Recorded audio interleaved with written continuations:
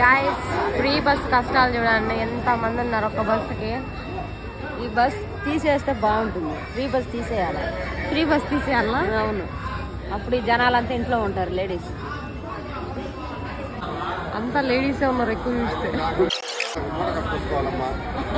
ఎందుకు అంకుల్, ఏంది అంకుల్ ఇంతమంది ఉన్నారు జనాలు?